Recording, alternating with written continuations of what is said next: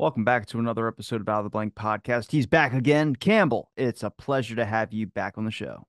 It's a pleasure to be back, Robbie. It's always nice to see you. We're not talking about UAPs today. It's been a while since we'll plan one down the road for that. I know that's your other, but you might want to reintroduce yourself. How about that? Reintroduce yourself to everyone out there listening. Sure, yeah, my name is Campbell Moreira. I got into the whole podcasting space through getting involved in some skepticism stuff online during COVID, and I ended up getting pretty deep into debating with people around the UFO, UAP stuff, trying to just bring some of the other sides of it to the story that people who are sort of are arguing that they think the most likely explanation is aliens or any other mix of things. I think that there are probably better explanations. So I got involved through that. And on my personal side, I have been a farmer for many years now. And that's what we were talking about today. I'm from Ontario, Canada. 35. I graduated with an undergraduate degree in ethics from University of Ottawa, and then briefly went to law school at Queen's University in Kingston here. And then I dropped out because I wasn't really feeling that future career. Got involved with just working for the government in various ways on the federal, provincial side, some not-for-profit stuff, and then I quit my desk job to start farming because, well, I guess we'll get into it, won't we?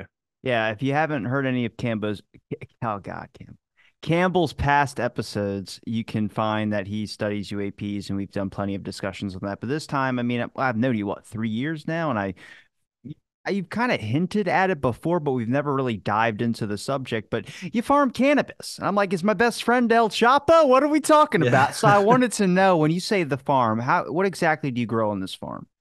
Yeah, well, in the first couple of years, I was doing organic vegetable cultivation. And then in Canada, cannabis became legalized in 2018. And fall 2018, they passed a federal bill where our federal health administrator, Health Canada, they were given the task of regulating it and being like the people being allowed to sell it across Canada. And so it created a huge industry of licensing for the cultivators and the processors and the distributors and the point of sale people in the storefronts. And so it's been a huge change in the national landscape. Like Canada is the first developed nation, if that's one way of putting it, to legal and one of the only countries in the world, I suppose, to actively legalize and regulate. Because some countries have decriminalized it, so like they won't arrest you for holding it, like Portugal, for example, but that's not regulated. So here, active regulations through the whole process. So it's like a fully functioning industry. And so in 2018, switched from vegetables, moved into cannabis. I got a license to cultivate, and it gets kind of technical, but technically my license is for industrial hemp and can get into the details of what that means or not. It's for CBD cultivation, and there's a lot of nuance involved, but yeah, that's where I've gotten started and been involved in it for a few years now. Now, did you have information on the whole legalization, or at least the whole cannabis information side, before you became a farmer in it, or did it all just kind of go? Because you're a researcher, so you kind of look into something much like myself. When I get on a subject, I start digging into it and kind of looking at various different articles and aspects to it to try and sort out the own information. So, did you have a built-up background, or did you just kind of plop into it? Um, I there wasn't much of a background at that point. Yeah, but once I got a sense in 2018 just from the mainstream news that this was coming, I started to look into it more and more. When it got passed in late 2018, the law that legalized and regulated cannabis, that's when I got very interested, and I did sit down and read through the regs and the summaries of the regulations available through different news outlets and things like that. Try to understand not only the letter of the law on the paper, but like how this is going to get applied, because there's a huge amount of variation in how these things could end up manifesting in reality. So I got really curious about it at that point, and that's part of why I chose the path that I did. So before 2018, this is something that I had no idea of, and ties into what you were just asking. There has been a licensed regulated industry in Canada since 1998, if I recall correctly, quite a bit while for industrial hemp. Now, I had no idea what the heck that meant. Just in 2018, I'd never heard of it being legal in Canada. After I started looking into it as a component of the cannabis industry, because the industrial hemp regulations got rolled into the Cannabis Act, and so that was all one thing. So I was wondering what the heck that meant.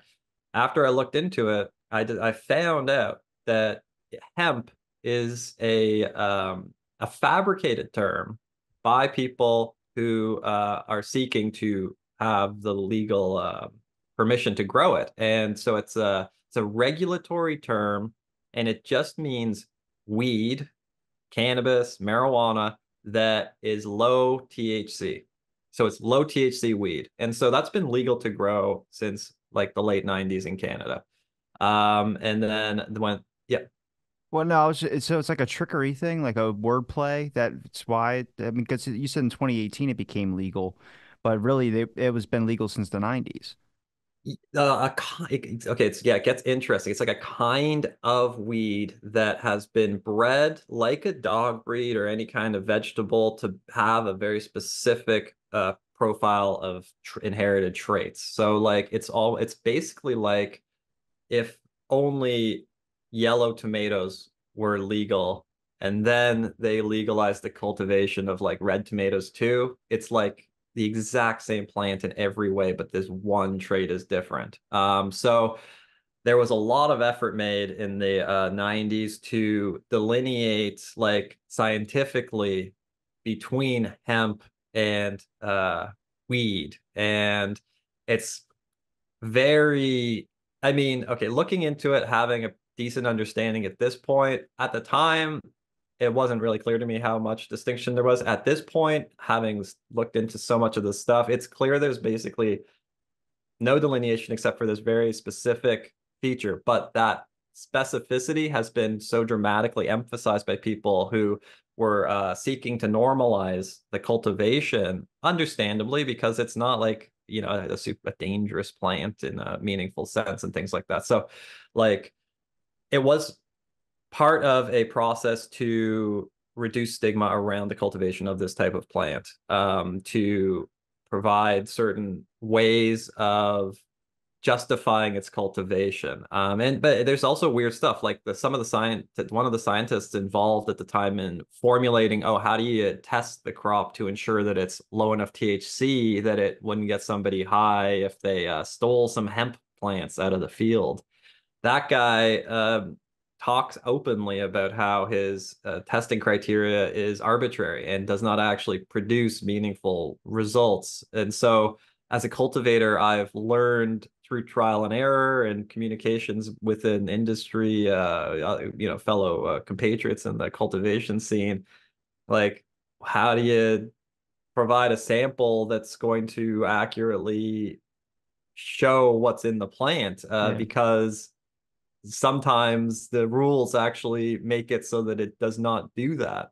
Well, if you're not in a lab, how do you get it to a point where you're going to be able to concentrate to a specific THC amount? Even they can't do that. I think there's an old bit about the people that used to make those Quaaludes on those little ovens, and they said you would take some Quaaludes and they would be duds, they just wouldn't work. I don't know if you know what Quaaludes are. I only not through personal experience, but I'm familiar through the film and Wolf of Wall Street. television industry. Yes, Well, so exactly. Wolf of Wall Street, they kind of talk about it a little bit. It's kind of like a hunt for in one of the scenes, but they're a drug that you would take. It was basically to make housewives sleep. And they found out if you delayed the effects of sleeping, you stayed up, you got like a kick-ass, like acid trip high from it. So the joke was that the people that make these Quaaludes were like people in their house because it was open like to make. The government wasn't the only one making them.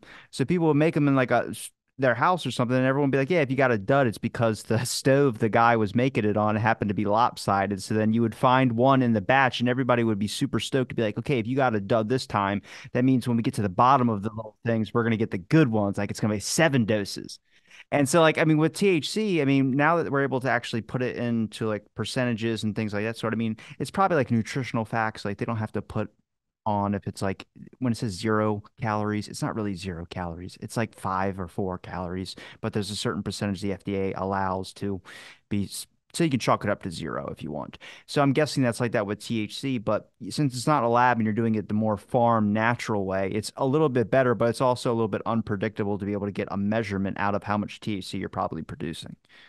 Oh, well, that's yeah. Okay, so at home, THC testing is very challenging, and it is required that I submit to a accredited lab for the lab to do the testing on my behalf. So I'm physically taking the samples off the plants in the field, and you have to, well, typically you have to dry the sample before submitting it, and then you have to combine like they have an elaborate testing process where they try to make sure it's a representative sample. So you like walk in a diagonal across the field and you're like taking from random plants until you have like, it's like 30 grams. And then you take all of that from all these different plants and you dry it and then you grind it all together and then you mix it all up and then you send like, 5 grams of that to the lab. And then it's supposed to be, typically will be a representative sample. But the original testing guidelines for hemp involve taking like the flowering heads and like leaves around the flowering heads. And it's like the degree to which you take leaves instead of the flowering heads can completely change the outcome of the testing because of the percentage being so much lower in the leaves. And so, like, if you know what you're doing with the testing, if you understand the physiology of the plant and how it manifests the drug in different parts of the plant and stuff, like you can end up producing almost any result you want. And so I mean, I could get into it, but the whole testing side is extremely problematic. And at least from a industrial hemp perspective, where you're trying to have like extraordinarily low THC levels to meet regulatory requirements, it just creates a weird situation where your plants in the field could actually have a correct level of the drug, and you cannot get a test to show the reality within the plant effectively. So it creates this weird situation where there's a lot of like winking between like the business to business people when you're trying to like sell or buy. It gets messy. So it's well aware from all the people that are either buying your product and probably other growers that are selling a product that it's the testing is just so faulty that it's at a point where they have to understand like, okay, like you get it, like I'm there, like it's not obviously I'm not selling something that's 10 times the amount, it's just there, you can get it, and they kind of meet you halfway on it.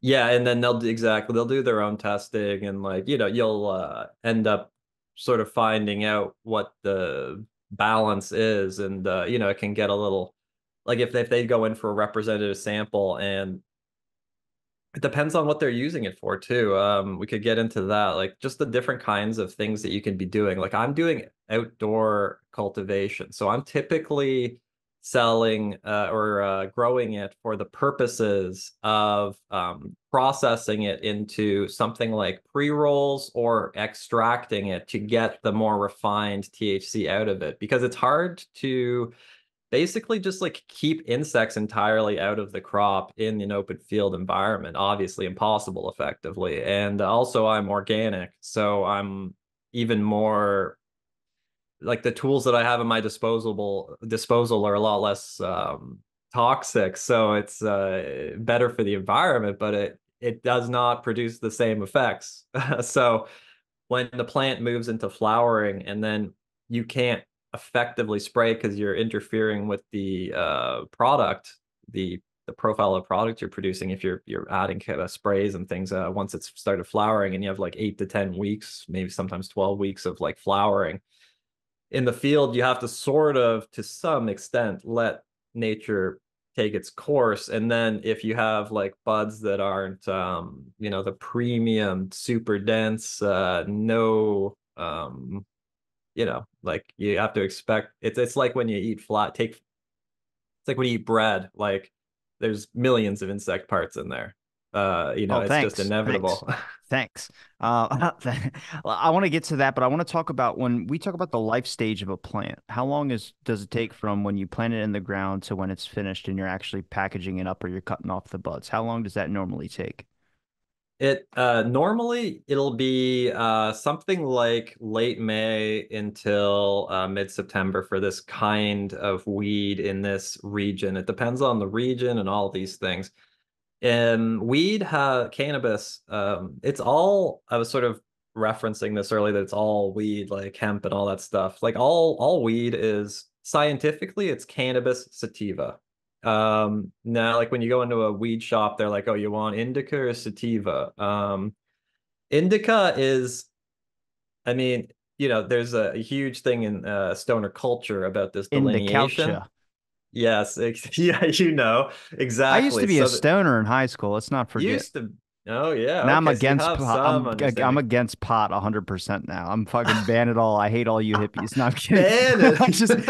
I look, I'm pro for it for the medication side of things, but I also believe, and we'll talk about this later on, which is the reasonable kind of discussion about like stuff like paranoia and other things that cause mental health issues, especially with people with disorders, because that's not being talked about, which I do believe should. And I think a lot of marijuana people now talk about it because it's not like, hey, weed's 100% safe. You can't overdose on it. I'm like, you might not be able to like die from it, but there are people that have suffered some severe, like either schizophrenia or something that have a disorder already that it got ramped up. And that's really important to bring to the, because I mean, I can walk down to my store right now, like where I get my vapes, and they have like a 1,500 milligram cake pop sitting on the counter. And I'm like, you're going to put like a 12-year-old or 13-year-old in a coma.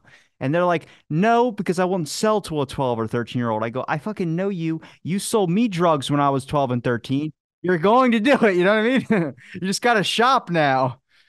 No, that's exactly. It's like sometimes I feel like, like adults or whatever forget what it's like to be a kid. It's like you can get your hands on this stuff if you want to. Like people like, yeah, clerks sell you singles and shit, like cigarette is like the people you'll get your hands on it. So yeah, I agree. And actually Health Canada just about a month and a half, 2 months ago, released an updated guideline document to suggest policy changes or improvements to the Cannabis Act, and they emphasized heavily the what you're describing, the research around the fact that if you have a predisposition towards various psychological disorders, cannabis can make that happen worse, and it can bring out those disorders and things like that. And so this policy document review described, okay, we got to be careful about not providing edibles with too high THC because of the risks that you're describing. So yeah, they actually are thinking about that. And I think part of it is because they're legalizing it, so then they're actually studying it and they're quantifying the stuff, right? So there's always a pro and con to it. But if the cannabis use is relatively consistent in the population, but then the source of that cannabis is regulated growers and that's being tested, and like the government is taxing it, and then those tax dollars are going into treatment programs for the harms that are produced by it. Like it just sort of like stabilizes that cause and effect system rather, on the condition that it's not dramatically increasing usage in the population. And as far as I am aware, based on the numbers, that is not happening markedly. So seems like a bit of an advantage overall to me to have it regulated for those reasons. Well, what are some of the complications you face as a grower? I mean, when you're dealing with like either commercialization or anything of that sort? Yeah, well, it's a huge thing. Like, I'm an independent cultivator. I was extremely blessed for my grandparents having a small farm. It wasn't a active working farm. My grandfather was like a geologist, but he grew up on a farm, not this farm. He bought this farm for his family as a summer home Do near you think he bought it thinking that his grandson was going to be growing pot on no chance. If it? he had any inkling of that, he would have burned it there. I don't know, like, yeah, gotten rid of it. Never bought it. Yeah, but he bought it in 60, him and my grandma bought it in like 67, 68. I think based on the documents, like the sale closed in 68. But this was like a pretty crazy time, and like there was all this belief of that there might be another nuclear war, global war, like Vietnam was raging. There were what was the race riots in LA and stuff like that, and people like the Charles Manson, right? That was his period of time. He was saying that like helter skelter, that everything's coming up, right? So everybody was a little panicked. So my grandfather like in part bought this like kind of farm property along those lines, like, oh, could run away from the, and there's like a drilled well with a hand pump, so you don't need power to get fresh water. The water is great, like it's Damn, in. if there's a zombie apocalypse, I'm coming to your house. Yeah, exactly.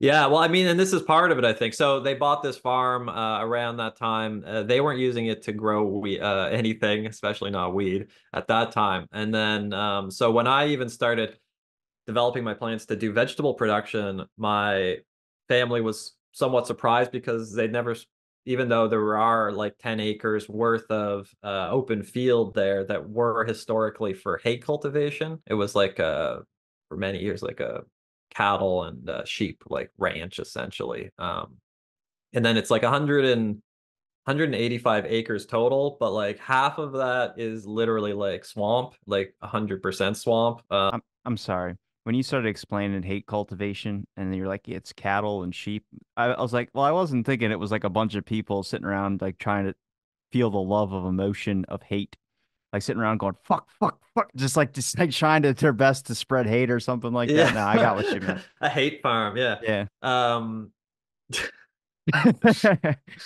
yeah, sorry. Yeah, so yeah, exactly. So it had like 10 acres of like hay field. So when I started developing the plans for that, it was a surprise to like sort of my whole family because yeah, it's like they weren't expect like thinking about it in those terms, and so I I don't sort of think came to it on anybody, my own. I don't think anybody really thought about marijuana. I mean, what's your thoughts on the industry? Not just the industry, but just the whole fact that we've done a complete 180 on the whole subject matter. Like talking about the positives, because I am for growers 100%. I think it's like give you a lot of respect for doing it. Respect the people that do it ethically. I just everything gets involved in whether it's big food or big ag or big pharma. It just the commercialization factor for me has I've seen some horrible downsides to it where it's all about just like ramping up the products, highest THC. And look, if you're a farmer and you're trying to do that, but there are also people that are growing those things and they're ethical. Like I'm not going to give some kid a 1500 milligram cake pop as their first time experience. That's terrible. And I think if we put more of the power back from commercialization into the actual producers and individuals who are doing it more organically, I would actually have a lot more appreciation and more pushing advocacy for it. Just right now, we're not headed in that direction. And I have friends that are cannabis and edible chefs. So, their hardest thing is trying to find concentrates that aren't too much and how do you get the proper dosages. But a lot of the stuff they have to work through when they get their product is not necessarily growers. They're growing from actual corporations that are giving them certain concentrations of THC to put in their edibles. And they even say it's a problem because of either just commercialization factors, price gouging, a bunch of things that's really start happening. Like in my town, it's not legal on the federal level. In the United States, it's not. So it's weird. You go to a dispensary, you got to pay with cash, which is like, who the fuck carries cash anymore? I got to go to an ATM to get that out. And it's just like, it seems kind of like backdoory, but then everyone's on the level with it. Like, this is just what we have to do for now until it gets better. It's like, well, let's get there, but let's make sure we're not missing gaps. And that's where we talk about commercialization and some issues you have with it. Yeah, I relate to what you're describing. It's really strange to think of. I would not personally, this is the reality. I would not operate in the environment that exists in America. Myself, like the fact that it's still federally illegal in the United States, that's like I'm just not a high risk taking individual in that way. So and it creates all these weird obstacles like you're describing. It's all cat. It's just it's the difference between like decriminalization and then it's only on a state level versus regulation and being able to actually like bring in those tax dollars and things like that for the benefits. So in Canada, exactly what you're describing, the corporatization of the industry. It's been huge, huge. Canopy was the biggest company up here. They're called, I mean, that's the umbrella group. They call it Canopy. I mean, it's a little bit of a play, right? Because it's the canopy of the plants, and then it sort of is like umbrella corporation type thing, you know. So then Tweed is the main subsidiary.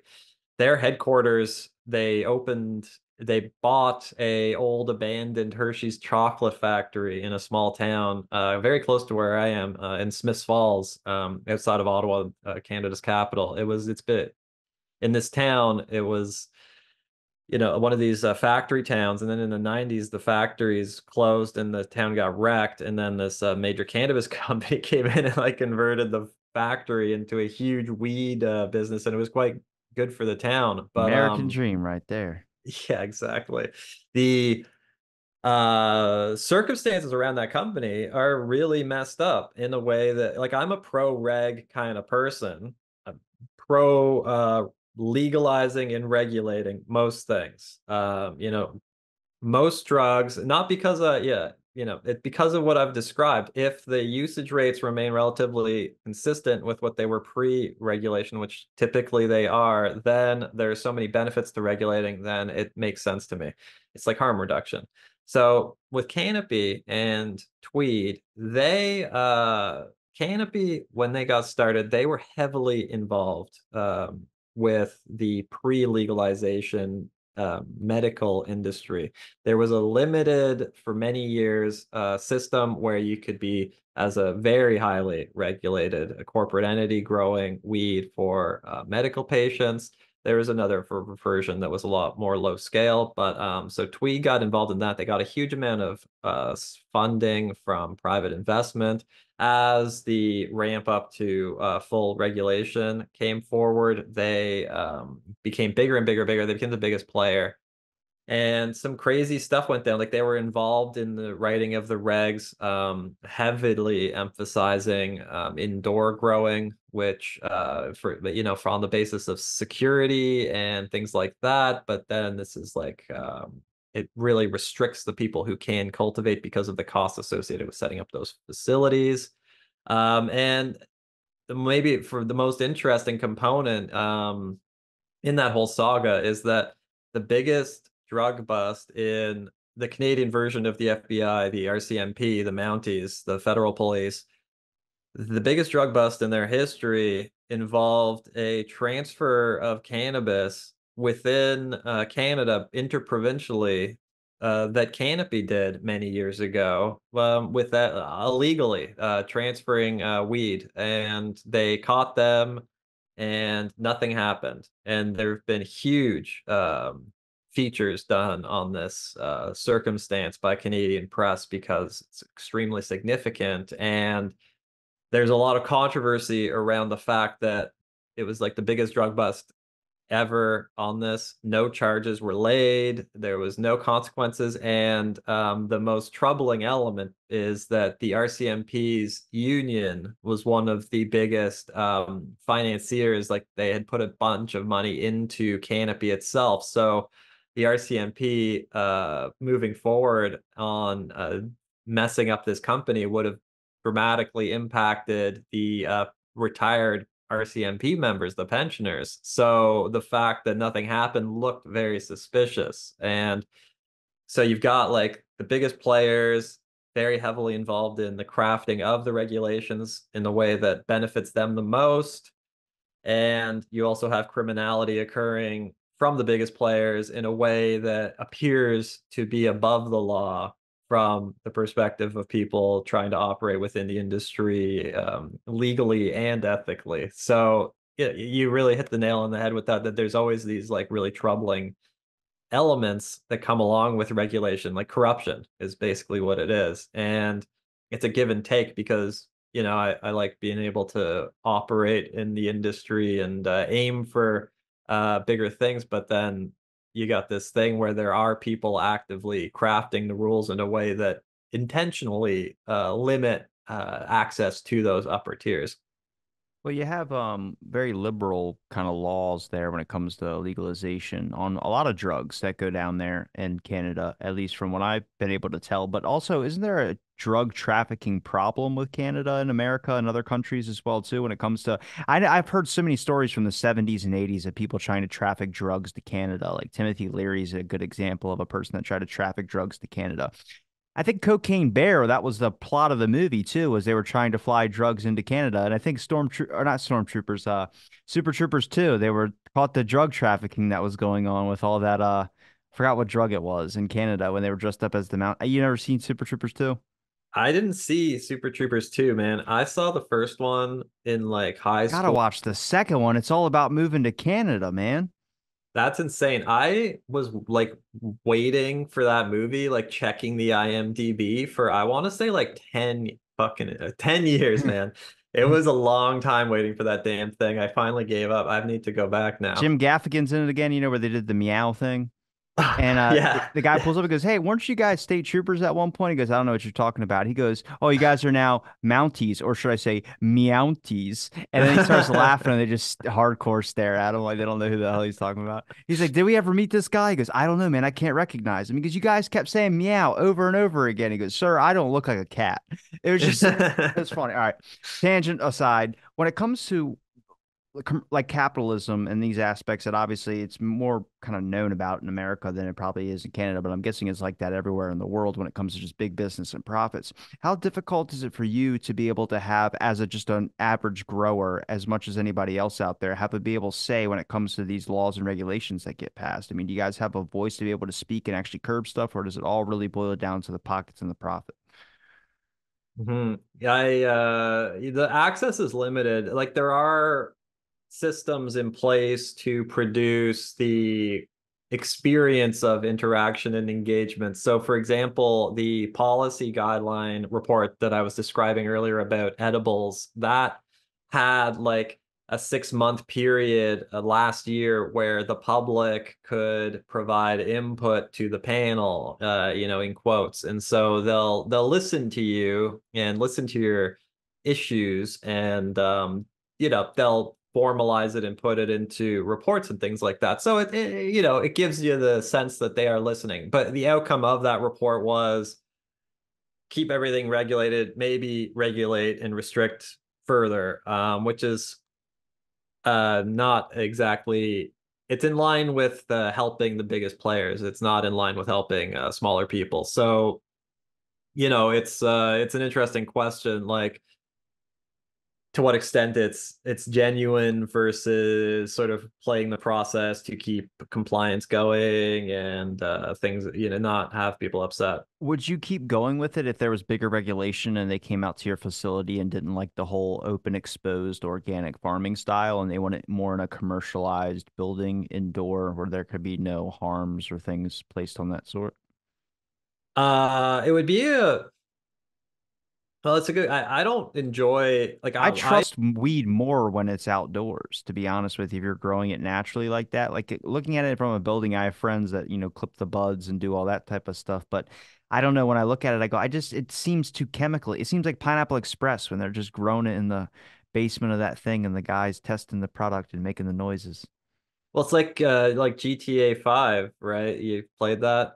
Yeah, you're breaking up the like warehouses constantly. It's just like grow up, grow up. And that's what they look like a lot of the time. I mean, they don't have the like pallets, I guess, anymore. But other than that, like it looks exactly the same. Yeah. So yeah, like a plant in the field will grow and it'll go through its full life cycle on its own, effectively, give or take.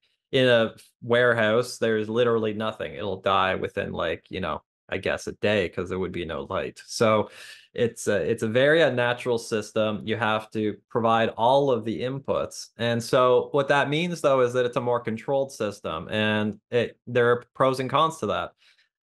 In terms of the pure like in terms of the harm to the humans, the if you can cultivate indoors like to the effect of it being organic in a way that isn't like going to produce a meaningful difference to like the human body or anything. But what I've learned in farming, Robbie, is that it's like a lifestyle. Like you're living your work every day. And so when I have tried to implement systems that are contrary to my values and trying to like live that experience of operating in that way, I find it like so depressing or like non-invigorating, maybe like it's not inspirational to me for myself that I can't do it. So like we're doing the indoor factory grow, like I have no issue with it, but it's contrary to my lived experience of like enjoying the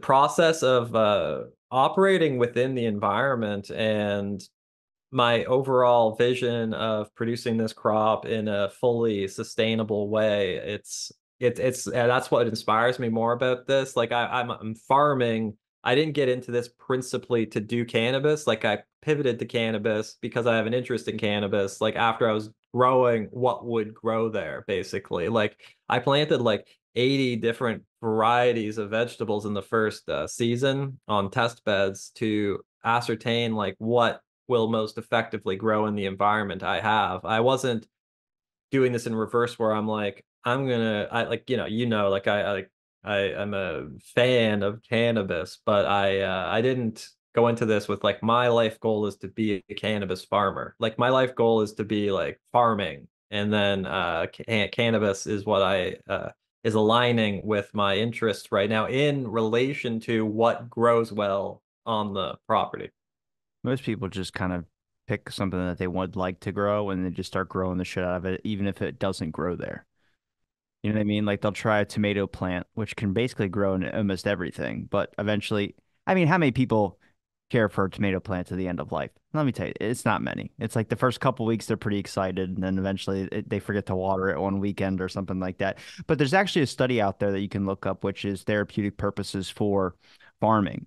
And it is just being in touch with nature. They found that a lot of people, they either could have had a city life background, that if they were just given the ample time, maybe a month or two, to be actual able to explore farming purposes, they actually found themselves feeling healthier, less depressed, less stressed overall because you're being in touch with nature, which I think is a positive for the grow side of doing it organic and farmingly. The con I see is I think, which is more from a business aspect, I think they're just worried about people stealing. Maybe it's not a big of a problem over there where you are, maybe how secluded your farm is, but there's just a lot of that. Like it's even parodied in movies. But over here in America, there's people that grow in their backyard and they're constantly getting buds taken from them or something like that. And it's not necessarily, they're not, you can't sell it as a product. You can sell it for, you can make it for yourself, basically. So you can grow it in your house for yourself, but people don't, they don't listen. They go and jump somebody's fence and steal a couple buds. And that's where there's a large push over here for commercialization and specifically in indoor environments that are regulated, which I think that's a waste of resources. I hate to be that guy, but how much are you spending for electricity to run those lamps that you're running in there? And how effective is the air filtration systems and the things you have to build to be able to produce the product when that could be spent on things like fixing roads and dealing with other issues like homeless populations? I mean, I hate to be that guy, but No, yeah, 100%, man. Like, okay, so like a big thing in this industry is your costs to produce each like gram of weed, like a bud or whatever, right? Like it's like a small amount, like 28 grams it's called to an return on ounce. investment, God damn it. Yeah, well, true. Yeah, but and then this is yeah, just the costs going into each gram of cultivation. So like these indoor facilities, I remember like 4 years ago, the cost to grow like a gram indoors was something, and this is Canadian dollars, but like $3 a gram. And then like this buying weed growing up, it was like $10 a gram roughly. 20, 20, fucking 20 down here. Okay, well, I guess there's like I don't know. I guess there's like regular If I got left money for pizza on the weekend, you know damn right it was going to a gram. yeah, 1 gram. Yeah, I know it's but it's like, expensive, exactly. And then like, that it changes depending It's on the it's a environment. devil's bargain because then you get hungry after you smoke the gram and you're like, fuck, Yeah. I got no pizza money. Yeah, that's that's a real problem. Yeah, so but yeah, like around it was around here, it was like around $10 to buy it for a gram, you know. So even just like 4 years ago, from the top companies doing at scale on a huge level indoors, they're saying like $3 for 1 gram. So, you know, typically, and that's just for the cultivation, and then you have all the steps and all this stuff. So then, and the government taxes. So, you know, then they're selling it $10 a gram at the store, even though you know, so the operating costs. Now, if I'm growing my weed in the open field environment. Now, because I'm operating under a industrial hemp license, these plants are literally identical to the plants being grown in those factories in every way, except for they have been bred to be low THC, high CBD. You know, but they're like dense buds, sticky buds, like resinous. You cannot visually tell the difference between them. Growing them in my field, I am like producing weed at like, you know, something like the cost is like 10 cents a gram, instead of $3 a gram.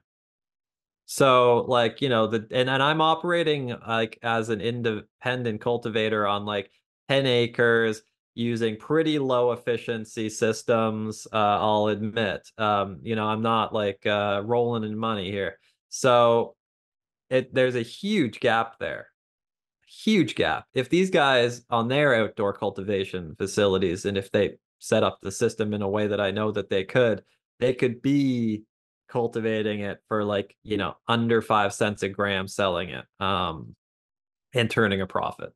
But do And you the fact, Well, yeah, do you think they're not doing that because they like the whole commercialization business side of it?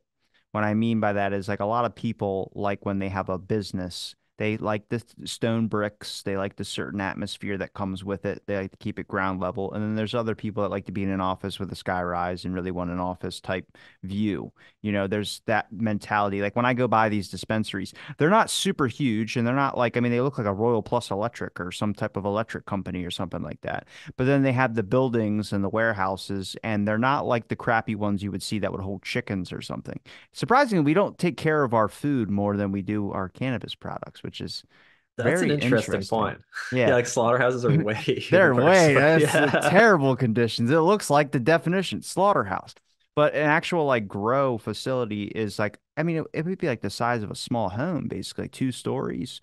And it has you know, it just looks professional. It's white walls and stuff, and it's kind of bland, but everything looks like a serious setup where I just kind of go, these are the people that don't really want the farm style, but they want to work in the industry and they like the building and the air conditioning or whatever that they feel that they're comfortable to be able to do their job. So do you believe that there is that kind of like mentality a little bit in the industry?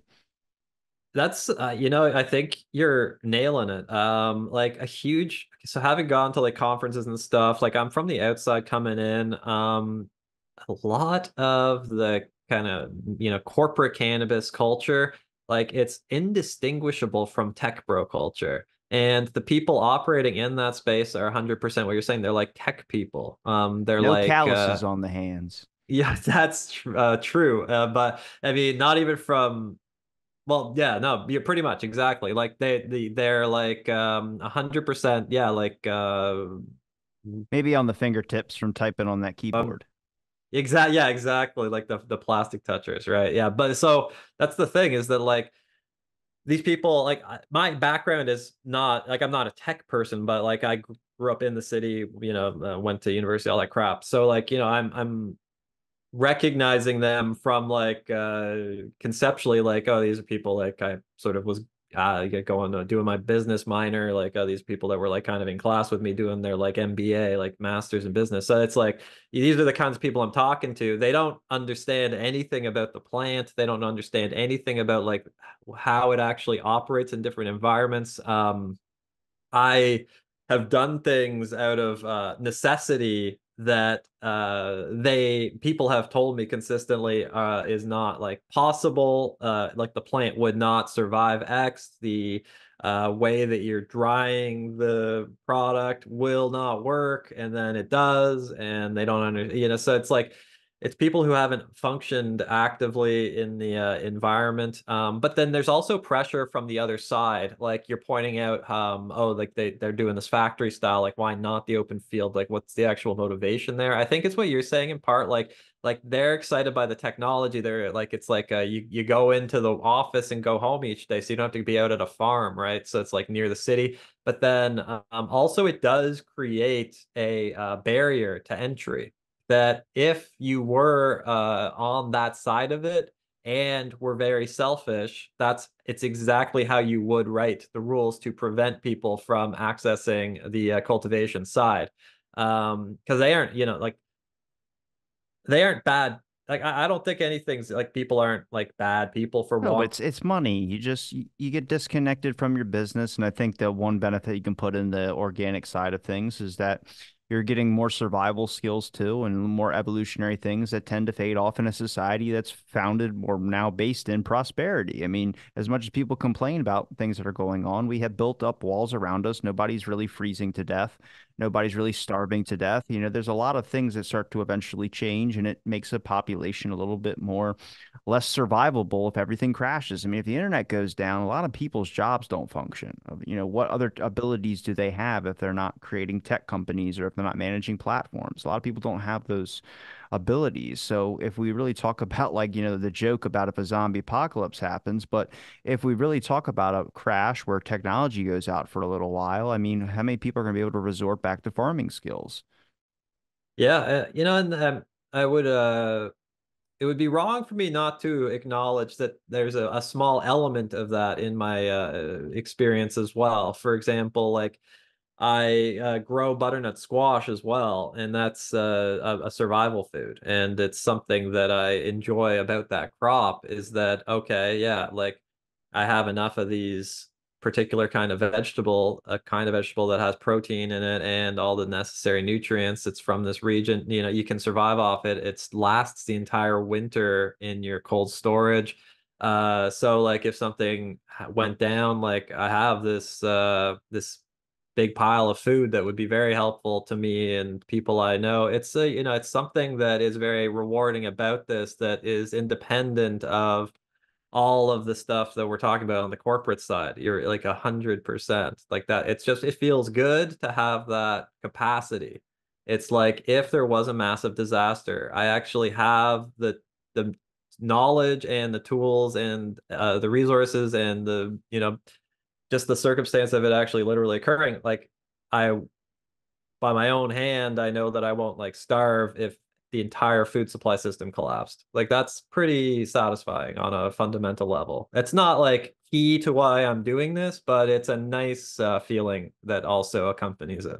Well, as someone who does their research, I'm just curious, how much have you looked into just studies about cannabis and kind of the research base where it's headed in what direction, what aspects it's looking at? I have done a fair amount of research into cannabis. The reality is that there is not a huge amount of strong evidence about cannabis specifically because it has not been legal for long enough to allow for extensive study. There are some pretty cool university studies that are gradually picking up pace in the United States on a state level. And like a good amount of the best evidence is coming out of American universities. They get these research grants and things like that. So what I would advise also is that there's a fantastic podcast called Cannabis Cultivation and Science. And it basically it's just a series of conversations with people involved in the science of cannabis cultivation. And I'm not involved with it in any way, but I would just advise anybody interested in the up-to-date science to check that out because they are having the conversations about all of these university studies and things like that. Both on the, I mean, they well, mostly cultivation, but they also touch on the other elements like regulations and things like that. How difficult is it for you to deal with like the stigma that comes with cannabis growing? Like if you were going to mention it, or do you see positives of it? And the only stigma is stuff like um traveling or something, like domestic, like in in social circles and stuff like that, people find it interesting. Yeah, yeah, so it's not like it's not a negative because of, I guess, it just being like so well regulated. And a weird thing socially, actually, I'll mention this because I stuff I never expected, like the acceptance of just smoking weed and like cannabis culture and stuff in like the older generation. Like growing up, like for me, like my parents, my friends' parents and stuff, we always had to hide our like weed smoking, right? Like, and we started pretty young. Like we were all like consuming cannabis by like 15 pretty regularly. So like then that's quite young. And we're always hiding from our parents. Our parents were always like none of them used it or anything. And nowadays, like all of our parents are like going to the government weed store and like buying these little like edibles and just like taking these edibles on the weekends with their friends and like whatever they're doing, like playing board games and stuff. But then they're just like stoned, and it's like sometimes you like bring it up. It's like, do you remember for years trying to like prevent like use of this stuff because you were saying it's like a gateway drug to like heroin or something, and now you're just like taking it like freely, like none of that was ever in your head, and there it's just like, yeah, well, I guess we were wrong, and it's like, okay, well, we'll just move forward then. There's no reason to dwell on it, but it's to me, it's really spoken to like how people will sort of like adopt and craft their perceptions of really important things fundamentally just on the basis of sort of the ambient vibe in culture and like what the rules are formally, and you just don't step outside of that.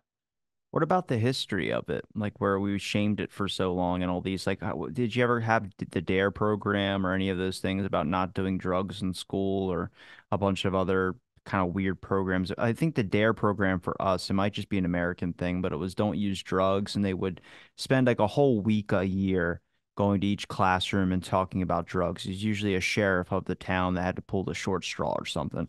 I'll never forget Chris Foley coming to all those classes. But most of the kids they did a study on that program actually did the opposite. It actually steered more kids into drugs. And some of the people like that were picked as like you won the Dare Bear, which is like a little stuffed animal bear that was like you're like you knew all the questions, you knew all the answers and everything like that. Those kids who received that star award out of that class actually turned out to be the most addicted to drugs. And they actually did go on from, yeah, the ones they actually eventually let on from marijuana and went on to something else. Because marijuana is not necessarily, it's that's not going to lead you to deeper and darker things. But if you already are inclined to deeper and darker things, you're going to head towards those deeper and darker things. 100, it's yeah, that's how I see it too, like 100%. Like if you're gonna do heroin, the odds are you've done other smaller things first, Yeah, right? I So don't it's like like, pot, but I like to drink. So, yeah, yeah, it's like self-selective.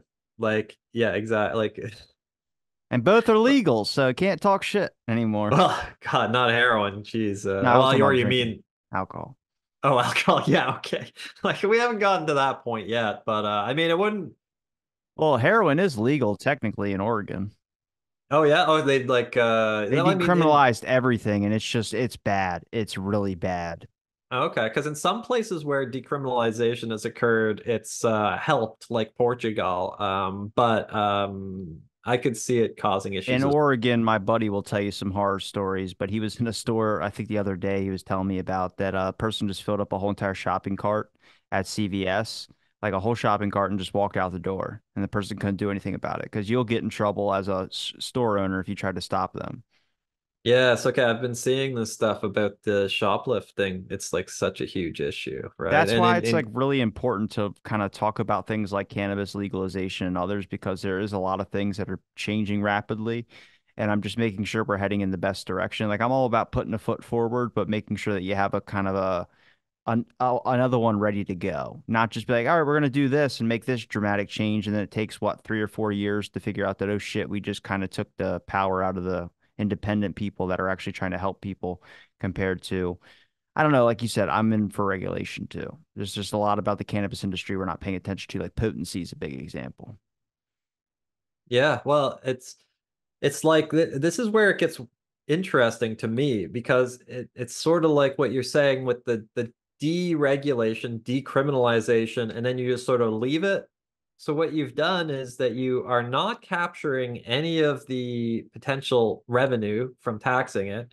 You aren't checking in any way whether the drugs are safe, like for testing, like the potency, like you said, like I mean, there are issues, but like there are standards that you can apply to the products that land on the shelf. So you aren't actually getting any of the benefits, and then all of the money that is being raised is going into organized crime by necessity because it's not allowed, you're not allowed to do it. So it has to be organized crime making that money. And so like decriminalizing is a weird middle ground that there are arguments to say that it's better than full criminalization because, like, what's the benefit of filling the prison with like non-violent Yeah. drug users? Like, that just seems like monstrous to me. But and no benefit. Like, you're only then criminalizing them, so then they can't like make a gainful employment once they're out, and it makes no sense. You're just trapping people into a cycle. So The only charges that should be on pot should be large forms of trafficking of it. If you're trying to traffic like thousands and thousands of pounds of it, and you don't have like a clear industrial place that you're going to drop it off, then I have a problem with it. There was one person in like 2019 that got busted in my town before it all became like decriminalized that was trafficking like way more than any person should possibly ever drug traffic. Bless you. But there's like it was a serious concern. I was like, where were you going with that? And they were like, I don't know. I was like, okay, well, you were obviously going to sell it. I don't know who to, but that's like a really big issue. That's what I think the government's afraid of is the whole people trafficking and making a lot of it. I mean, if you're making it and you're distributing it out to your neighborhood as a product to sell, I mean, that just not only creates more competition, but it's not being passed with receipts. So the government can't be like, hey, what did you make this? What did you make this? And what did you make that? That's their problem with it. My problem with it is just like, I don't know. I don't want an individual making thousands and thousands of pounds of a certain thing and be like, where do you get that? Where do you have the time? Shit, I sleep like 4 hours a night. I don't even have the time for that. yeah, it's like alcohol in Yeah. that way. You know what I mean? So If I in don't some make it in my bathtub, I buy it from the store. exactly, exactly. It's like you aren't brewing it up, and that's the problem with places where alcohol is criminalized, right? Like a lot of countries in the Middle East, Iran, for example. It's like instead of having waves of fentanyl overdoses like we have in Canada, you end up with waves of alcohol overdoses because it's being illegally produced, and then there are no regs and there's no oversight, and then you have whatever 200 proof or whatever being distributed, and nobody, and then people are just going blind or whatever, and it's because it's criminalized that it's a problem, and then the people who are advocating for the continued criminalization are saying, hey, look at the harm it's causing, and then you can come to them and show like those harms do not occur in a regulated environment. So if your argument is that that is the justification for criminalization, you are factually wrong. What is your actual argument? And they got nothing. Like there's a moral side to it that actually contradicts the point that they are claiming is the primary reason for their view on the subject. Well, the moral argument is preconceived notions of the old information that has been brainwashed into them based on the whole helter, not helter skelter, the whole reefer madness model that really came out. Like there's places you don't want politicians smoking and being high when they're directing policy. I'm in that boat. Yeah, I yeah, don't that's want that true. happening, you know what I mean? But I Yeah. get that do it in your free time. George Bush does it like a motherfucker on his farm. That's fine. But when it comes to actually setting policy, you want people that are sober, making rational decisions. Same thing with our education system. We don't necessarily want a bunch of kids being high in class and learning, even though they do it anyway. But it's just stigma on that. Now, it can help some people. It can help people with ADHD and it also can hurt people as well, too. So there is this kind of there's a proper source of evidence. There is enough research out there to determine and be able to bust myths and sort fact from it, which I think is important, but I don't think people are updated on the information because There's not advertising for boxes of joints. There's not advertising for that. The advertising we're facing in America right now is pharmaceutical products. So, most people, I think a percentage of it now is like 65% of kids are on pharmaceutical drugs of any sort, from antidepressant medication to anti-stress medications, at least in the United States. So, if you understand that they're already taking something that actually could have lethal and horrible side effects to it, then bringing them the option of cannabis that doesn't have a whole lot of side effects to it compared on what your disorder is or whatever you're suffering from originally, then it might be a better process to learn more about it and get them on something that could be healthier in the long run. The only thing I've seen negative wise on all people that consume cannabis is that a lot of people feel like they've missed out not on the product themselves, but missed out on life. Now, that might be different in your scenario because you're actually experiencing life and you get to be surrounded by nature. That's why a lot of people that end up smoking cannabis or want to find time to relax want to go on a vacation to somewhere to a scenery they have not seen before. When I get high, I like to go outside and just fucking, you know, do what Bob Ross says. Find a tree, talk to it, ask it its name. His name's Jeff. Ask Jeff how his day's going. That's what he says. I swear to you, it's like season 4, episode 60 something. He did it. I painted that tree too. It was good. He did, Jeff. But literally, there's this sense of wanting to connect with something that is not this that we're all surrounded by 24/7 that we kind of neglect. So there is, like I said, a kind of more spiritualistic aspect to it. Now, I'm not a spiritual person, I'm an atheist, but from your perspective, have you noticed the stigma? Have you noticed the preconceived notions of old information? And also, have it caused you to look a little bit deeper within yourself, maybe when it comes to just like when you get high, what do you experience? What's your feelings of it? I'm not saying get blasted or trashed or anything, but just to the point where you're able to kind of understand a little bit more and discover things about yourself.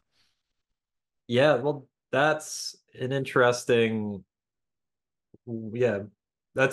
line of questioning because you're touching on something that's very real. I have, from the earliest time smoking weed, starting in the mid-teens, like there were some friends who, when they first try it, just get extremely paranoid and hate it and not understand how anybody would enjoy consuming it. And then other people who like can't get enough of it.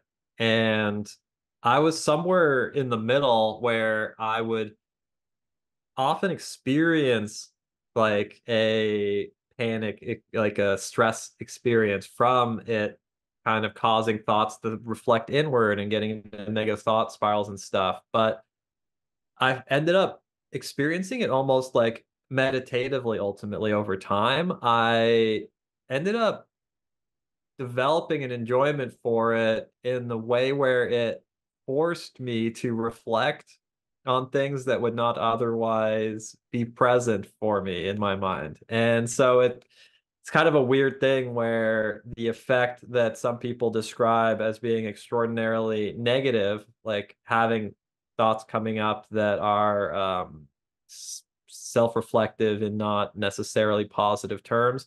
I found personally that like that effect, I was enjoying the process of like analyzing those thoughts and then like processing them. So in that way, it was meditative in a sense where it's like self-therapeutic in the way where I was able to confront those thoughts consistently. And I think a big part of that, I'll be completely open about it, is that from a pretty early age, I was in therapy. Which is not usual. Just my family was very like mental health aware, and I think most teens should probably be in therapy consistently, regardless of everything else going on, because it's a pretty confusing time. So having the basic tools of CBT, cognitive behavioral therapy, where you learn to sort of work through things in your head to actively like grab a thought and like contemplate it rather than like having it just sort of go. Like that was helpful for me, and I found weed contributed to that in a positive way. But I also am aware that people experience it in the exact opposite way.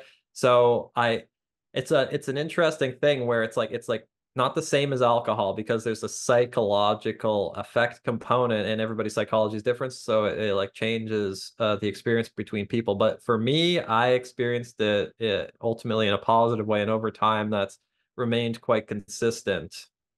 And what about like you said you were a stoner at first, early smoked weed for a while. I'm one What of the changed? ones. I'm one of the ones that probably couldn't handle it. It's how the studio got built, by the way. My buddy dosed me with a 50 milligram edible, and he said it was a five, and it wasn't. And I get acid trip experiences. A lot of people don't really realize that, but there are is just it's a select, very few percentage that I can find resource wise that do suffer from some types of, I wouldn't say it's paranoia, but I forgot what the term is for it. It'll come to me later on. But I had a researcher from the UK on here talking about with certain types of disorders, specifically bipolar disorder, ADHD, and things that have like an actual psychiatric, not necessarily like they're a threat to humanity, but have things that can cause an influx of emotions, sensitivity issues and priority. I mean, that's what they said, like with ADHD, it's a lot of sensitivity issues, it's a lot of overthinking, it's a lot of things like this that cause people to have these types of what that could be considered an anxiety attack. But I got acid trips basically. Like I would explain a trip to somebody and they'd be like, "Did you get something that was fucking laced?" I was like, "I literally smoked one time," and I'll tell you this. And this is when not smoke, it was an edible, but it was when I built this studio. I took it. My buddy said, "I'll be back. I'm going to the bathroom." I swear to God, he was gone for 4 hours at the most. I ended up turning on my Netflix and I had the subtitles on because I like to have subtitles on when I watch. And I was watching Last Man Standing with Tim Allen. You ever seen that? And I had this what felt like a when you have to crack your neck. I felt that in here, but then my brain created the image in my head of the neuron in the actual spine part and then it exploding. And then when it exploded, I felt it through like my whole brain and into my teeth. And then I couldn't stop sensing on my teeth to the point where I actually was biting down and just grinding down on my teeth really hard. And I didn't know I was doing it. I was kind of just like in my own head. Like I couldn't get out of it basically.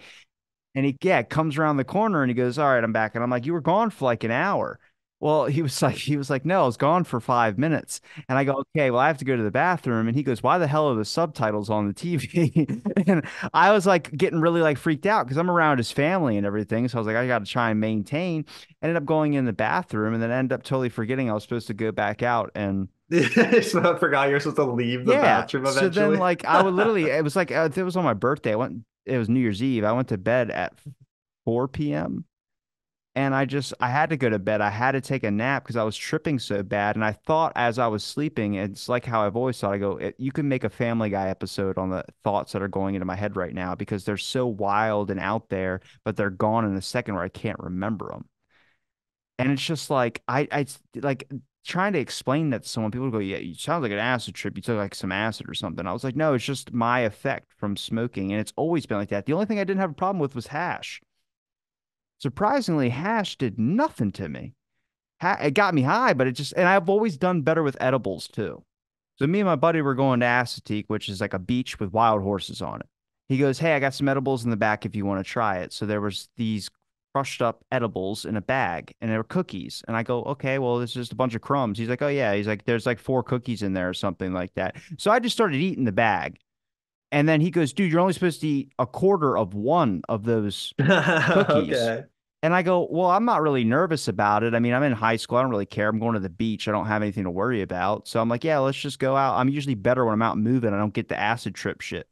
And Yeah, so hell yeah. I ended up letting the waves just hit me the whole time and crash on me. And it wasn't until we're leaving where we're walking back to the car. I put the bodyboard in the car. He's still trailing behind me, kind of crawling up the beach, and he's talking to some girls, and they're like 23-year-olds, and I'm at probably 17 at the time. And they're like talking, he's striking up a conversation. They're all walking back to the car, and I'm sitting there kind of like really out of it. But I'm just putting my bodyboarding stuff in there, and a horse came up to me. They stopped and they pulled their phones out. I'm sitting there talking to this horse, basically. I'm not like, like having a full-on conversation, but like, "Oh my God, like you're so pretty, and I want to like pet it." You're not supposed to pet those things because they will bite the shit out of you. And so like I knew like, okay, stay at a distance kind of, but I'm like right there, and everyone I mean is taking video of it. And I look around and I go, "Is everybody videotaping me?" And then like the horse starts walking away, but as the horse walks away, it turns around. And dude, I mean, like, you know how when a cat sits up and you just see kind of the crack of the hole, and you're like, I didn't want to see that. That's disgusting. This horse did that and let out a huge rippling fart. I mean, loud as shit. And I start busting out laughing, and nobody heard the fart but me. So I'm busting out laughing, and now they're videotaping this guy who's just having a panic attack, kind of like laughing his ass With off. a And bunch of like, people watching, and like, so yeah, you're it's stoned been as like hell. I've had good times with it, and I've had good times with it, and I've had bad times with it. But most of the percentage, I just realized it wasn't for me. And from what I've been told, there might be a genetic thing inside of you, much like there is that they've been able to tell for a lot of people that just don't have the trait that can handle this certain drug. And that's like that with alcohol. That's like that with any other thing. So if I'm that anomaly, that's one thing. That's a good point about alcohol. People don't think about that much, but people's tolerance and the effects on people are very different between individuals. It's an excellent point. I know you asked me what I learned about myself, but I didn't learn Yeah. shit. I just Yeah. know that I don't know what trigonometry is still because I happened to do all that before I went to school. And yeah, that's about it. Yeah. Should I here, maybe I'll try to share my screen, Yes. right? I We got to forgot get to the farm. entirely. We're gonna wrap on the farm because I want to look at the The farm. farm. He calls it the farm, so it's not a place where you take your pets. The farm. Yeah, yeah, exactly. The last place. He says Oh, you I started should. in 2016. Well, I mean, my fa The cannabis started in 2018. this photo is from 2016. This is from 2018. So it's like the when the photos were taken. I took this. This is just an old limestone kiln on the property. It's a old colonial property, like that got like I found the bylaws in the town records, like putting the road out front and the purchasing in like pre-Canada's Confederation. So in like the 1850s is when this property started getting developed. So Just for people listening out there, if you notice in the top left, it says podcast as the email title. When I email any guest, I usually type something like that in there. So I'm surprised at the number of people that say yes, because it's not professional at all. oh yeah, okay. So I'll just throw this in there right now. I struggled for a couple seconds, like 10, 15 seconds trying to find the link for this Zoom because your name on Gmail is open source. It's not like Oh yeah. out of the I'm like, what the hell? I was looking anyway. I don't know why it does that. I have like 15 different emails that all have different names under it. I can't, they keep trying to tell me change my password. And then when I change it, I can't remember it. And I'm like, fuck it, I'll start a new email. Yeah, that's always the issue is remembering all these friggin' passwords. I've got like a freaking Rolodex. They got like add five numbers and then add an apostrophe and then spin around three times and chuck your keyboard out the window. I'm like, fantastic. Yeah, yeah. It does not include enough crazy characters. Try again. Yeah. And if it says choose, like let them choose for you, it's something you're never going to be able to remember. It's like X, Z, Y, T, subtraction sign, X, Y, 2, 1, 2, 3, 4, 2, 6, 7. It's like, I think you're not trying to make me summon the devil. Yes. All right, more So photos. this is yeah, just a limestone kiln on the property. They used to like collect limestone boulders and then they throw them in here and they bake it. You put the, coal in the bottom and then it just disintegrates into dust and then you can use this limestone dust for all kinds of stuff. You can use it as plaster or you put it on your fields as a fertilizer amendment. How they built the Um, Sphinx. is it made of limestone or are you just bullshit? I'm fucking with. Okay, like I can believe that. It could be limestone. But yeah, so anyway, this is just one of the people I was working with in 2018, one of my brother's friends. It's not made of We limestone. It's made of styrofoam. It's how they stacked all these giant blocks on top of each well, that would at least make some sense. other. Um, All right, that's your brother. this is a friend of my brother's actually. Now and then we started out. I basically talked to all the people, everybody I know, and tried to see who would like to help me get this thing going. And so we got a little crew together of, my brother, a couple of his friends, my wife, a couple other friends, and so in spring of like in 2017, 2016, I was like working on developing the property, just getting like the fence lines cleared and stuff like this. It was overgrown as hell. It's pretty run down overall. I don't have a ton of money, and it's an old like that farmhouse on the property is the carriage barn that's been slightly renovated in like minimal ways. Carriage barn from like the 19th century. It's not like a fancy manor estate or something. So anyway, this is one of the open fields. It was just historically hay. To get started, I bought what's like a walking tractor. It's basically like a snow blower, and it's just like got an engine, the moving wheels, and then you can attach these little implements on the back. So this is like a tiller, a rototiller. Did you have to remove trees? Because that's like perfectly cut. Like it's a good piece of property. This field, no, we for many years, I was mentioning, yeah, it wasn't being actively farmed by my family, but there was about 10 acres of hay open fields for hay cultivation, and a farmer down the street until maybe I was like maybe 10 years old or something. He was the child actually. I mean, he was in his 50s or whatever at the time, but he was coming over with his tractor and taking the hay a couple times a year every year. So the fields were actually being kept open. There weren't like trees growing throughout the fields. On the edges of the fields, I had to like remove a lot of shrubs and trees and things, just clearing brush because they were encroaching progressively, especially because since the 90s, nobody has been maintaining them. So there were bushes and stuff, but no big trees. That farmer unfortunately died of brain cancer in the 90s. So since then, it has not been developed in any way. But to get started, bought this really small little tractor thing. It's called a walking tractor. They're popular in Europe. They're used in like small scale agriculture. Um, that's how it got started. That started only developing the front field, which is like a separate like little space near the gate, and it's like about 3/4 of an acre. This is the old bank barn, the old chicken coop, and then the pickup truck that we were using at the time. Some of the people see we were using this little walking tractor thing just because it was affordable, a way to get involved, and we're just breaking up the surface of the land and working mainly with hand tools, just getting it going to cultivate.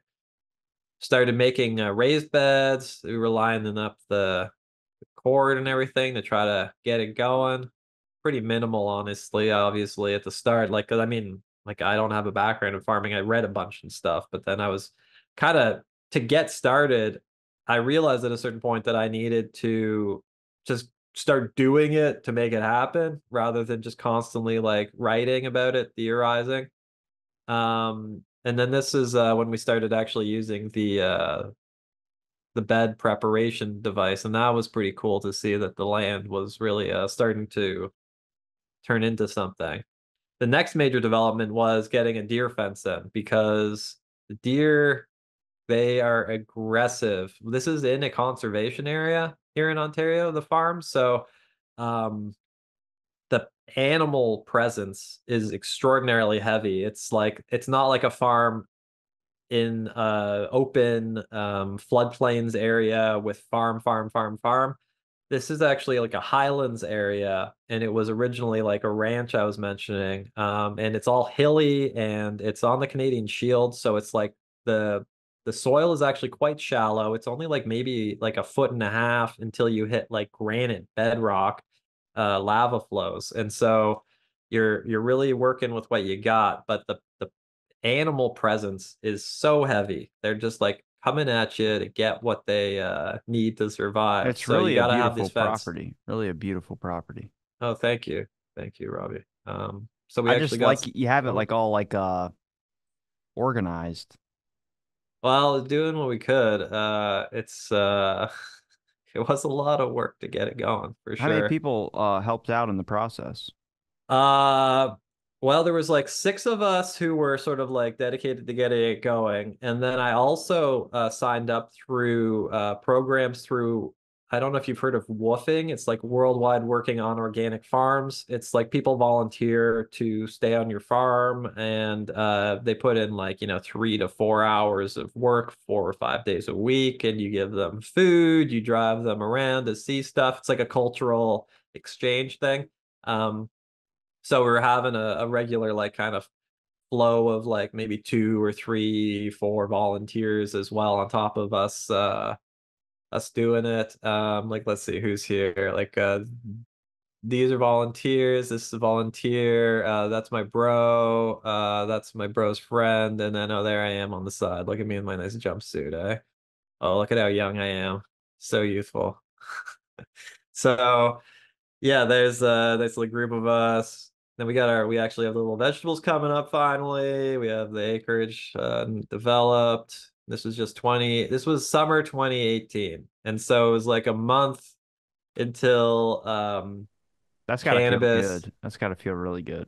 Yeah, it was very satisfying pulling some of these things out of the ground for the first time after working quite hard to make it happen.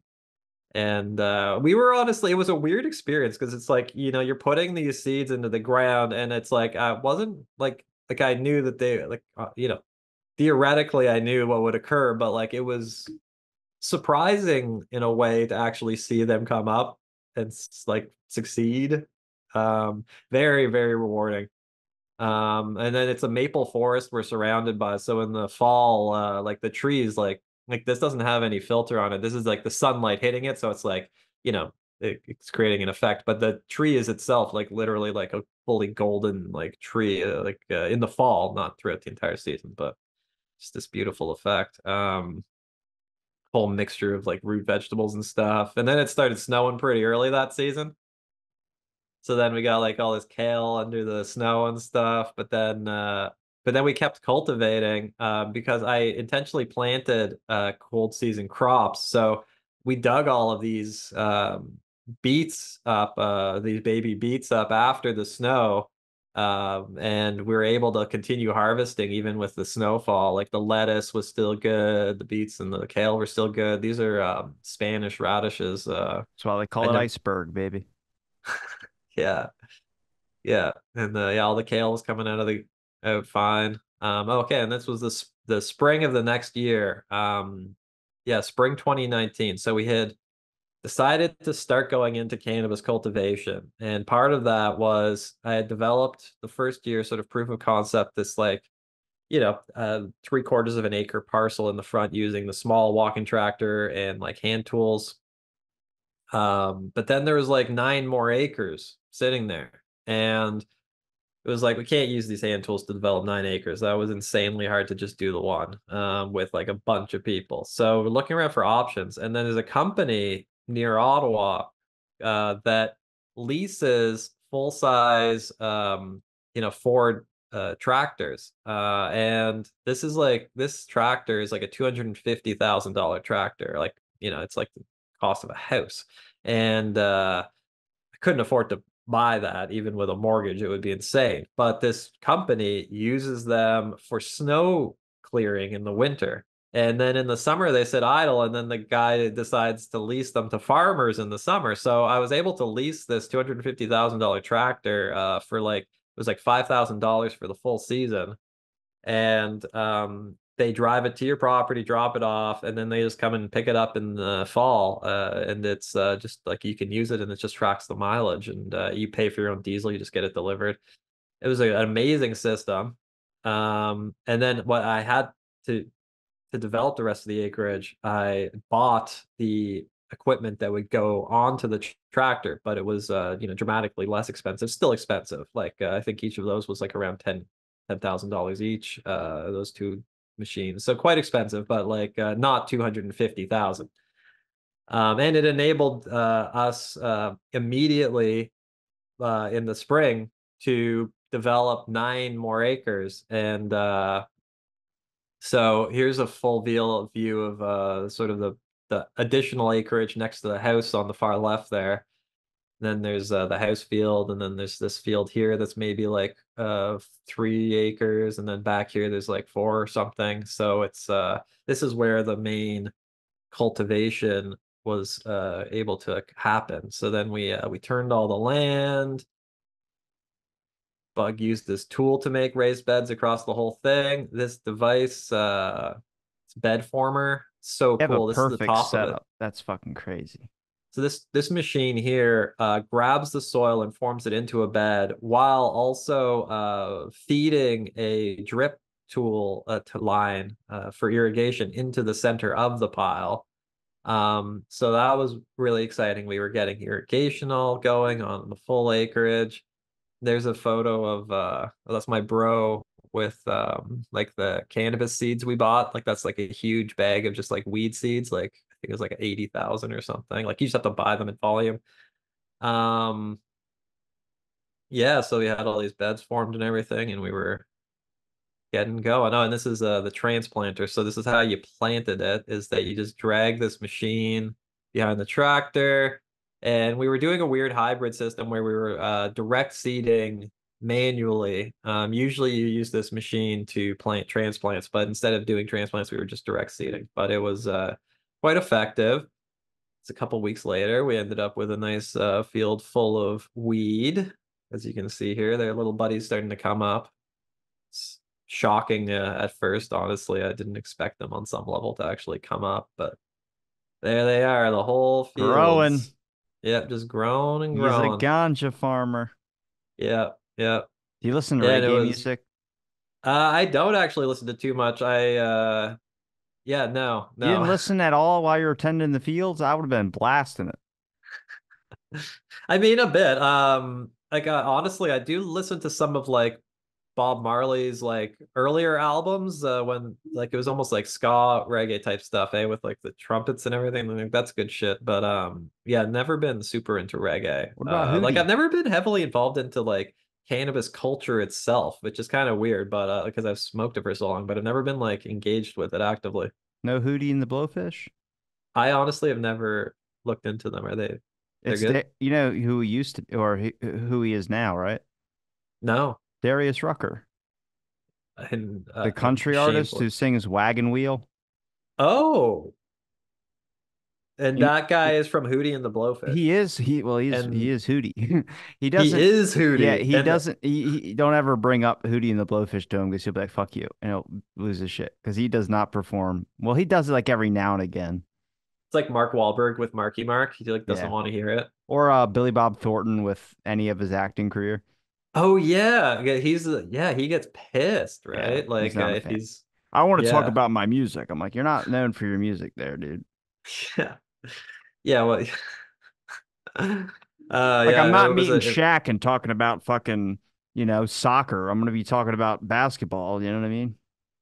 yeah, really, yeah, baseball with Michael Jordan. Yeah. You could talk anything with Michael Jordan. He'll be like, I can be better than you at it. He comes to my town all the time during the summer for that big fishing tournament that we have.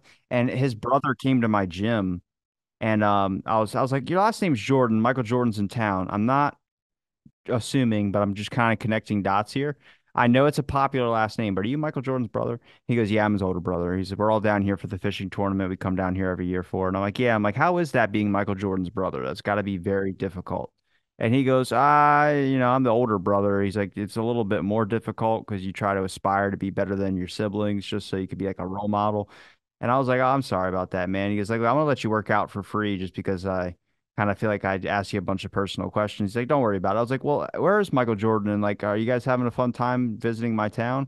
And he goes, not really, because he's been honestly trying to bet every single person down here. I was like, what do you mean? He goes, just stupid stuff, man. We're on a boat and he's talking about he could swim to the end of the channel before some other guy. And it's just like, oh, yeah, he's really like that. He's very Very competitive. competitive. Yeah, just always placing bets. That makes sense. And I bet he could, like if he can win any bet that he puts based on like physical I think capacity. with I the mean, average person, probably, he's an athlete. yeah. But if you Yeah. try and play like darts or something that takes like maybe some skill, he might not be that good at. Yeah, like challenge him to like lawn bowling or something. Croquet. Yeah. Something that's a specific white person sport where you just can't fucking well, I don't even know how to play croquet. That might be too white for me to be honest with you. Yeah. Well, it is what it is. Like, yeah. Yeah, no, that's funny though, because yeah, like who knows? But I bet he would still like because it's all hand eye, right? So he's probably gonna beat anybody at anything Water ultimately. Like polo, it's let's go. even that, like that guy's like he knows what he's doing. I Yeah, almost take be like, I don't know what you'd fucking do, like what, like NASCAR or something? Like maybe even then he'd maybe be you could. okay. I don't know. He's probably a really good driver too. Good at everything. What can Actually, he no, do? he might have drivers for him. That's might be the purpose. Okay, yeah, that's a good little sneaky move. Like he's so wealthy for so long that he doesn't drive Yeah, anymore. yeah. It's betting on a small option. Go back to the one plan. That was pretty cool. Okay, yeah, this is like once the plant starts flowering, that's what like literally like a weed, the flower looks like during the act of flowering. And then you see the yeah, the purple color. It's very nice. And then those end up turning into those little brown hairs on the buds, right? So they dry out, they desiccate, and that's sort of how you start to tell that the drug is good to go is when these it's purple, the flowers end up turning brown. But I'd never seen that before myself before seeing it in the field. It was a really interesting experience. So yeah, so you can see like the weed started flowering, and then you can start to recognize the buds, like the structure of the buds coming in. That's my bro again. We put in lines to try to stabilize the weed a bit more.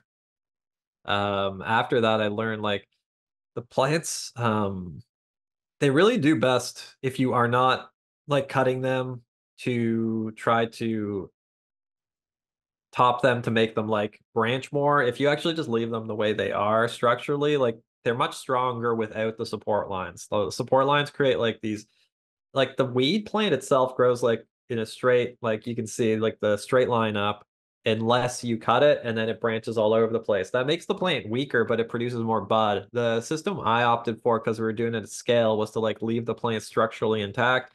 And then what happens is they get very strong and the core stem can like bend all the way down to the side on the ground and come back up and it's like okay. Now people often recommend putting in these support lines, but what ended up happening was that sometimes like the plant naturally will bend all the way to the ground and come back fine. But if you put a support line here, then there's an artificial bending point, and like some of the plants ended up snapping on the lines that were meant to support them. So there's some little weird things that we ended up seeing in the fields that were not described in any of the literature I had seen on the subject, despite reading extensively. Experience over just books, I guess. Yeah, yeah. And so yeah, it was Plus, with getting harsh pretty. conditions down there in Canada, sometimes the change in weather, it's best to not really mess up with the structure of it. Yeah, 100%, man. Like some of the windstorms we were getting in August during the like changes were pretty dramatic and alarming in some ways. Like in the September, there ended up being like a pretty significant hailstorm, and like a lot of the plants got like the crap beaten out of them, and I was quite worried. But then like a couple days later, they were back standing again, even though like they got beaten all the way down, like were literally like on their sides, and then they were up again. So like the plants have an instinct to survive, and it's like the more what I found personally working with them was like the more you interfere with that natural process, the less like resilient they are. But it's every modification has the potential to increase like yield per plant, and then it's a balance where it's like does yield per plant actually equate to a higher yield if you're doing this across the entire system or not.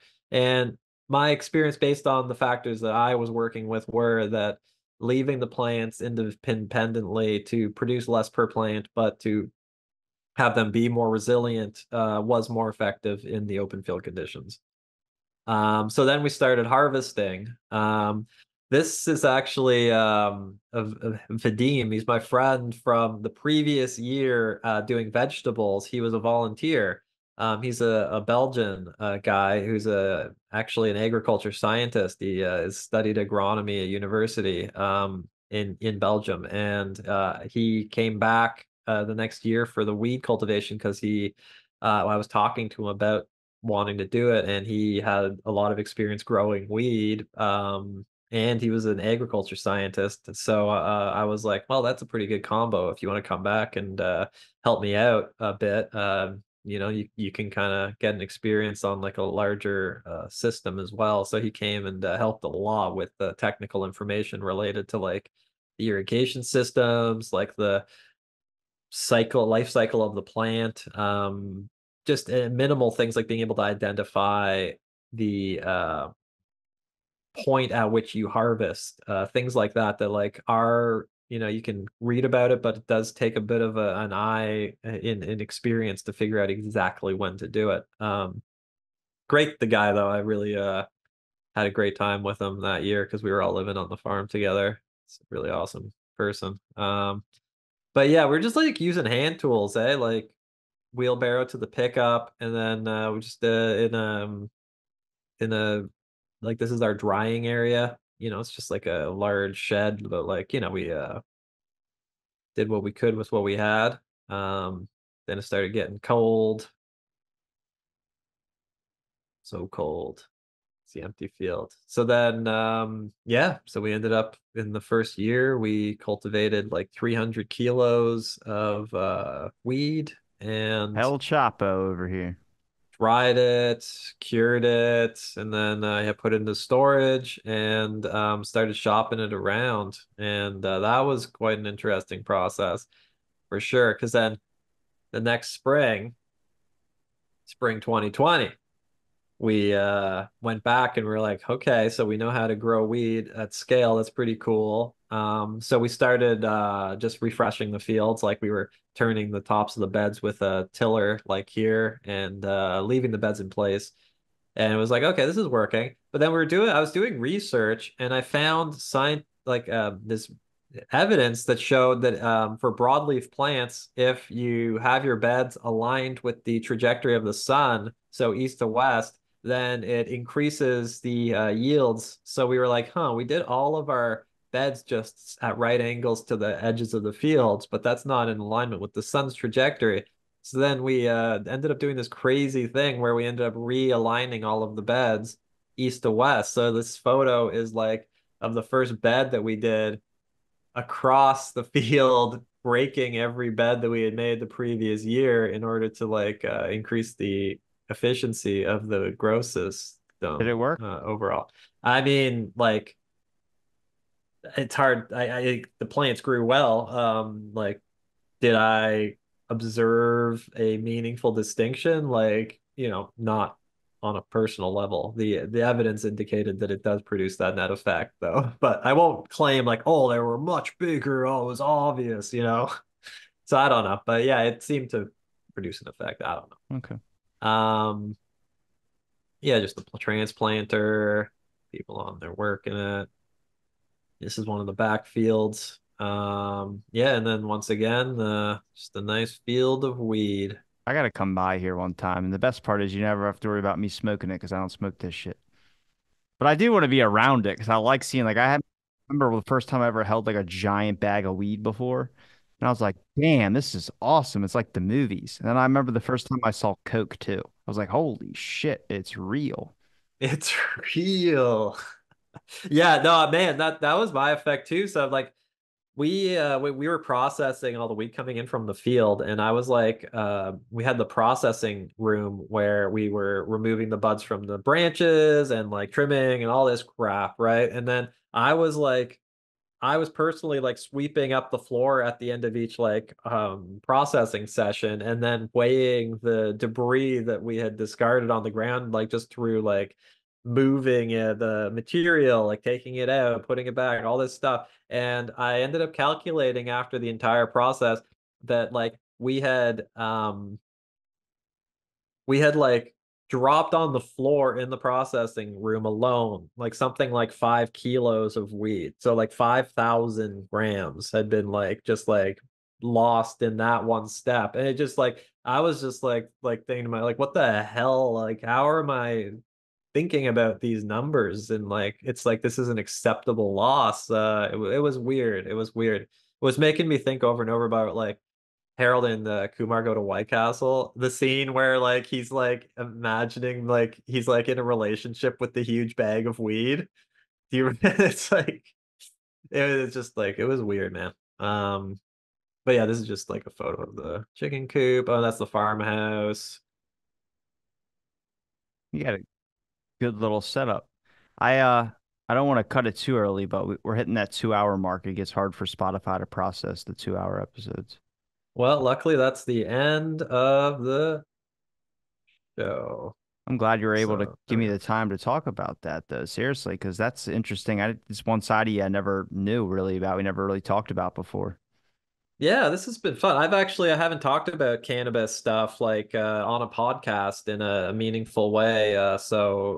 This has been really fun for me, Robbie, and it's nice always to talk as well. This is always great. We'll book another UAP episode at some point. But Campbell, for now, where can people find your links and any other links you'd like to promote, whether it's your social media handles, anything like that? I actually do not have a cannabis presence yet on social media. That's not something I have explored because it's been like such business to business stuff. It's been more around the personal stuff. But yeah, if people want to check out my skeptic stuff, it's on X at UAP Study. Otherwise, yeah, I'm planning to start doing some social media with the cannabis stuff, but it's nowhere to be found yet. So I suppose people will just have to wait. Stay tuned, I guess. Uh, Thank you again, Campbell, and thanks everybody for listening to this episode of Out of the Blank. Stay tuned for our next episode.